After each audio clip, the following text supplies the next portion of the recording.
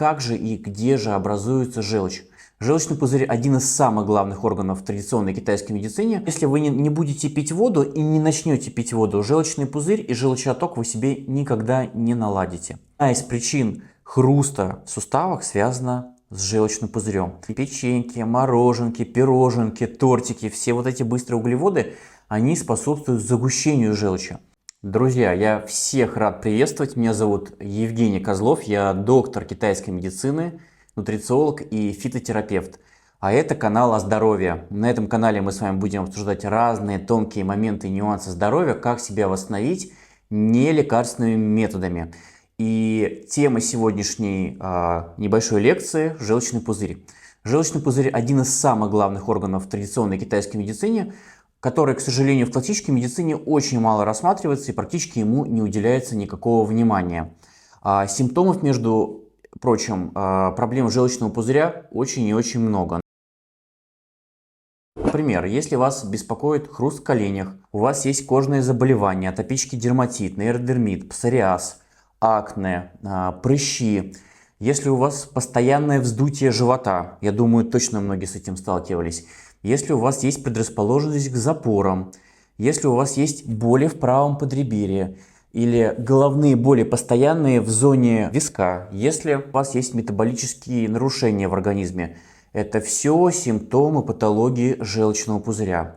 И с чего же мы должны начать для того, чтобы понять, что же с нашим желчным пузырем происходит? Для начала вы должны сходить на УЗИ брюшной полости. И любое УЗИ брюшной полости подразумевает собой то, что вы будете смотреть состояние печени и желчного пузыря. Очень важно, чтобы в желчном пузыре не было застоев, конкрементов, камней, полипов. Если вы увидите загиб желчного пузыря, то это не страшно, поскольку у каждого второго человека на Земле этот загиб есть. Важно удостовериться в том, что там нет застойных процессов и воспаления. Воспаление желчного пузыря называется холецистит. Прежде чем нам приступить к теме желчного пузыря, нам нужно вообще разобраться, а как же и где же образуется желчь. Желчь – это жидкость, которая синтезируется в клетках печени, которые называются гепатоциты. И прежде чем наступят проблемы в желчном пузыре, обычно этому предшествуют проблемы в печени, потому что именно в ней образуется желчь. И это самое основное, что вы должны запомнить. Сам желчный пузырь является мышечным органом, который сокращается и выделяет желчь. На картинке вы сейчас увидите, как выглядит печень, где располагается желчный пузырь, и вам будет уже понятно, как это все будет работать. То есть желчь синтезируется в печени, дальше она по печеночным протокам попадает в желчный пузырь, в мешочек. Вот. И уже из этого мешочка желчь будет изливаться и попадать в кишечник. Поэтому зачастую проблемы желчного пузыря связаны с печенью. Почему? Во-первых, в печени может синтезироваться очень густая желчь. Это можно сравнить, как такая тягучая, плотная, замазкообразная жидкость течет по маленьким протокам. Во-вторых, может быть спазм печеночных протоков. Соответственно, желчь уже будет плохо попадать в желчный пузырь. В-третьих, желчный пузырь сам может плохо сокращаться. Вот, соответственно, желчь из желчного пузыря будет плохо выходить в просвет кишечника. Это самая такая важная базовая информация, которую вы должны понимать.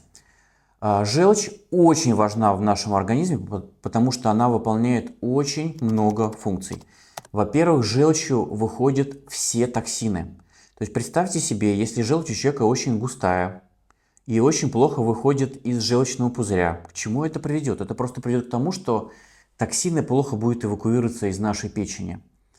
Желчь очень сильно влияет на усвоение жирорастворимых витаминов. Это такие витамины, как А, Е, Д и К. Я думаю, многим известно, когда вы употребляли витамин D в хорошей дозировке, например, дозировка 5000 международных единиц, и витамин D не повышался. С чем же это связано? Это связано с тем, что просто вот эта желчь, она плохо оттекала по тем или иным причинам, плохо эмульгировала жиры, и это просто привело к тому, что те витамины, которые вы употребляли, не просто-напросто не усваивались. Вот эта желчь, которая выделяется, она также активизирует все наше пищеварение. Соответственно, Очень много приходит людей ко мне на прием с запорами. И одна из причин запоров заключается в том, что желчь просто плохо вытекает. И если у человека желчь хорошо оттекает, значит перистальтика работает. Если желчь очень плохо оттекает, кишечник стоит. Поэтому многим я нормализую работу кишечника с помощью желчеоттока. Просто, как правило, у этих людей есть спазм либо на уровне желчного пузыря, либо на уровне желчных протоков. И мы уже с этим спазмом работаем. Либо работаем через там, какой-то определенной практики висцеральной терапии, это когда я восстанавливаю руками желчеотток, либо нормализуем образ жизни через образ питания и налаживаем водно-питьевой режим, либо уже назначаем определенные препараты, которые с этим работают. Желчь очень сильно влияет на усвоение жиров. Напомню вам то, что именно от витаминов А, Е и, конечно же, D будет зависеть качество вашей кожи. Я думаю, многие сталкивались с такой темой, как сухость кожи. И как раз вот эта сухость кожи связана с тем, что те витамины, которые мы вроде получаем, вообще не усваиваются. И это тоже завязано с зажелчной. А как же связано здоровье наших суставов со здоровьем нашего желчного пузыря? Дело в том, что внутри наших суставов есть синовиальная жидкость. То есть это определенная жидкость, которая смазывает наши суставы. Смазка. И эта смазка состоит из воды, да, из жидкости, и эта смазка состоит из жиров. А за усвоение жиров и жирорастворимых витаминов, мы уже с вами разобрались, отвечает желчь. Соответственно, если желчь плохо будет оттекать, если она будет слабо концентрированная, то эти жиры не усвоятся, и в составе вот этой синовиальной жидкости жиров будет очень мало. Поэтому ваши суставы будут хрустеть. И коленные суставы, и тазобедренные суставы, и локтевые суставы. Поэтому одна из причин хруста в суставах связана с желчным пузырем. Я думаю, для многих людей это будет очень удивительно и неочевидно, когда я первый раз это озвучил. Ведь можно сказать, что Евгений, вот желчный пузырь находится здесь, а суставы находятся здесь. Но здесь мы учитываем именно биохимию, именно тонкие биохимические процессы, которые реализуют желчь при правильной ее работе. В китайской медицине мы вообще говорим о том, что желчь является императором всего организма. Орган, который управляет другими органами, поэтому обязательно на него нужно обращать внимание. С чего мы начинаем? Мы начинаем с УЗИ брюшной полости. Мы идем на УЗИ брюшной полости. Напоминаю то, что оно делается натощак. И смотрим, в каком состоянии находится желчный пузырь. Важно, чтобы там не было воспалений, чтобы вам не ставили холецистит. Важно, чтобы там не было камней, потому что если у вас образовались камни, это уже говорит о том, что процесс очень давний. И, возможно, у вас есть проблемы даже и не только с желчью, но и с печенью. И важно, чтобы там не было каких-то конкрементов или густой замазкообразной желчи. Если этого нет, то ваш желчный пузырь здоров. Если это все есть, то это говорит о том, что нарушения уже есть и с ними нужно работать. Почему же происходит у обычного человека нарушение в желчном пузыре? Первое. Самое главное, что влияет на качество желчи, это количество употребляемой жидкости. Желчь состоит из воды на большую часть. Соответственно, если человек воды в течение дня не допивает, если человек пьет 2 стакана в день, как часто я вижу это у своих пациентов, то у него просто будет густая желчь. К чему это приведет? Эта желчь будет, во-первых, густая, она со временем будет накапливаться в желчном пузыре, это придет просто к образованию камней. И таких пациентов ко мне приходит, к сожалению, очень много. Второе, это придет к тому, что желчь будет густая, плохо будет оттекать и, соответственно, не сможет правильно эмульгировать жиры и жирорастворимые витамины. А это уже, в свою очередь, приведет, как вы поняли, к нарушению кожных покровов, у вас будет сухая кожа. Это приведет к нарушению детоксикации, потому что мы помним то, что с желчью выходят все токсины.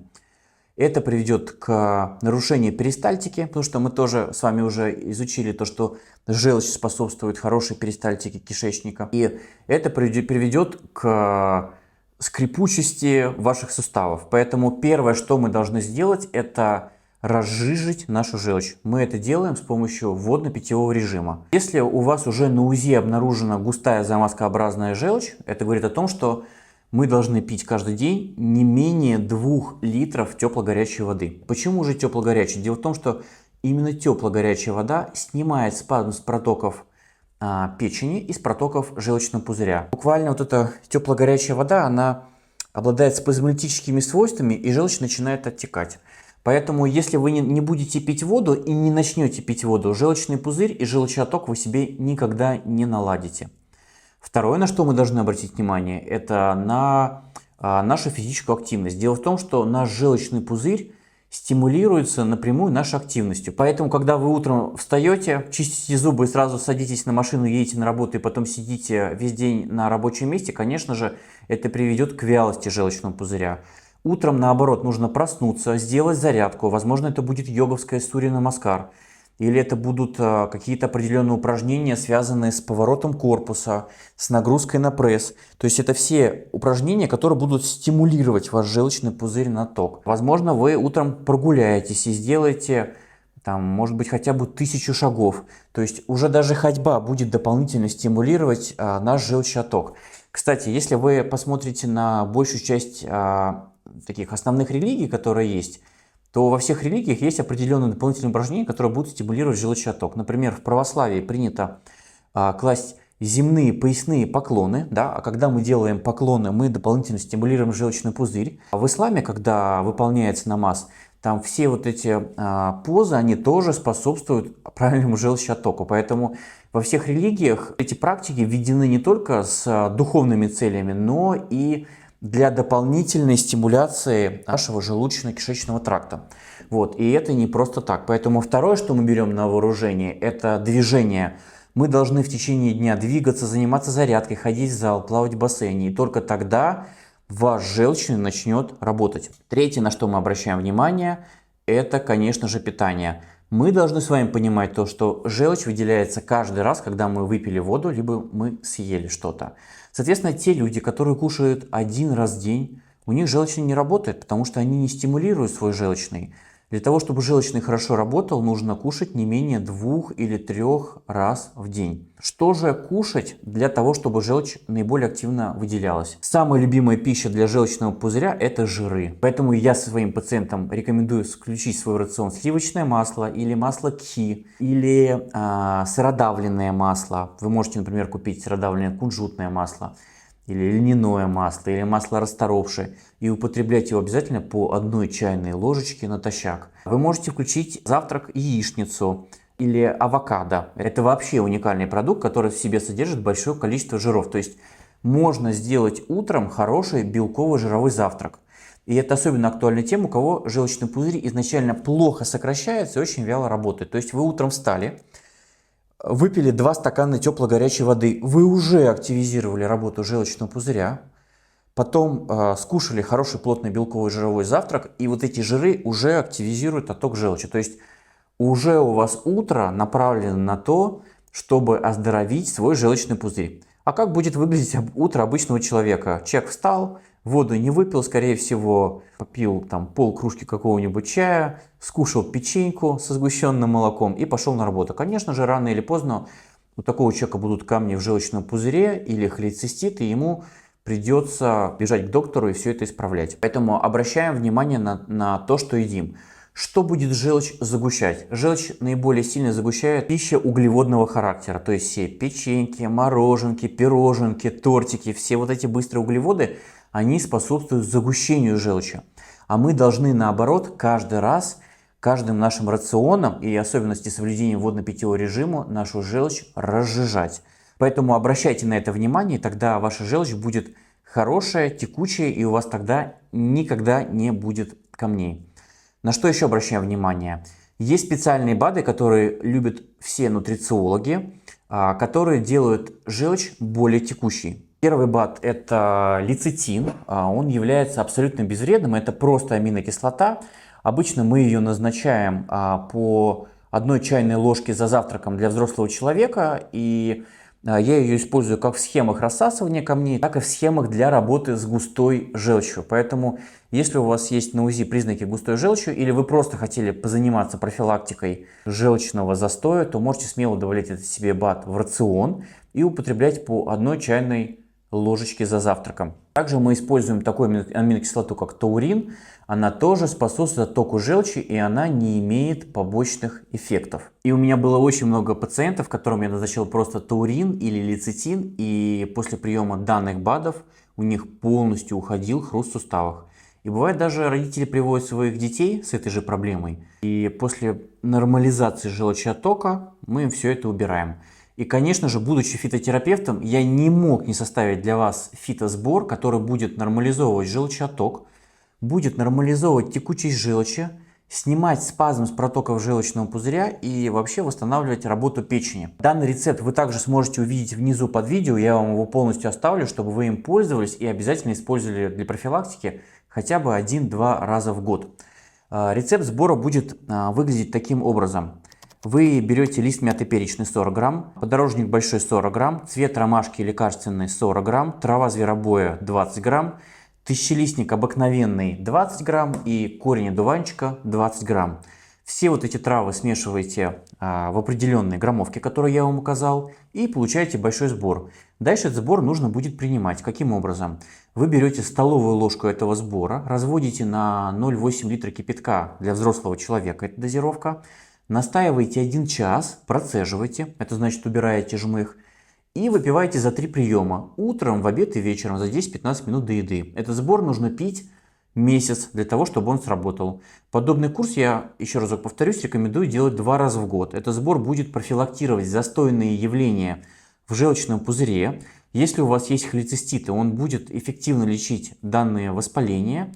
И этот сбор очень хорошо восстанавливает именно синтез желчи еще на основе ее появления. А желчь у нас синтезируется именно в печени. То есть этот сбор еще будет восстанавливать работу нашей печенки. Поэтому у нас уже появляется небольшая с вами такая комплексная система, как мы можем сами восстановить работу желчного пузыря. Ко мне иногда пациенты обращаются также с такой проблемой, которых часто беспокоит, которая называется как укачивание в машине. И меня самого раньше тоже постоянно укачивало в машине, я не понимал, с чем это связано. Так вот, раскрою вам секрет. Укачивание в машине связано с плохой работой желчного пузыря.